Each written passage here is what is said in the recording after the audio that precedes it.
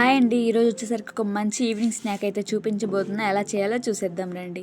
ముందుగా ఒక బౌల్లోకి 1 కప్ మైదా తీసుకోవాలి. దాంట్లో కొంచెం సాల్టు, వంట సోడాని, అదేవిధంగా 2 టేబుల్ స్పూన్ల షుగర్ని తీసుకోవాలి. షుగర్ అనేది స్వీట్నెస్ కోసం బిస్కెట్స్, అదేవిధంగా 1 టేబుల్ స్పూన్ వామ్ను కూడా తీసుకోవాలి.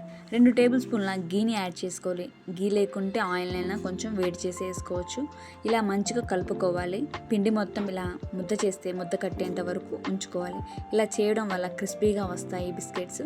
కొంచెం కొంచెం వాటర్ వేసుకుంటూ చపాతీ ముద్దలా కలుపుకోవాలి. ఇలా కలుపుకున్న పిండిని ఒక హాఫ్ అన్ అవర్ పాటు పక్కన పెట్టేసుకోవాలి. ఇలా మరొకసారి కలుపుకుంటూ చపాతీ పిండిని ఇలా ఈవెన్గా రోల్ చేసుకోవాలి. కొంచెం అడుగు మందంలోనే రోల్ చేసుకోవాలి. అదేవిధంగా ఒక క్యాప్ అంటే నేనైతే ఒక డ్రింక్ మూతనైతే తీసుకుంటున్నా. ఇలాంటి మూతతో ఇలా మూన్ షేప్ వచ్చే విధంగా అన్నింటినీ చేసుకోవాలి. ఇలా చేసుకోవడం వల్ల పిల్లలు కూడా ఇష్టంగా తింటారు.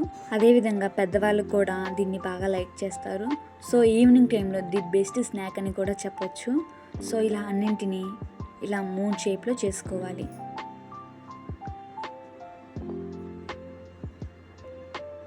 సో ఇలా పిండి మొత్తాన్ని ఇలా చేసుకొని మరొక వైపు ప్యాన్లో డీప్ ఫ్రైకి సరిపడా ఆయిల్ని వేసుకొని లో టు మీడియం ఫ్లేమ్లో పెట్టుకొని ఒక్కొక్కటిగా వేసుకోవాలి.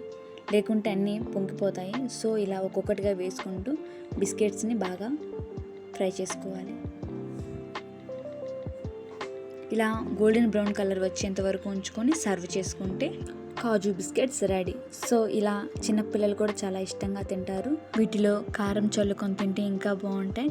సో ఇలాంటి మంచి మంచి సింపుల్ రెసిపీస్ కోసం మన ఛానల్ని లైక్ చేయండి, షేర్ చేయండి, సబ్స్క్రైబ్ చేసుకోండి.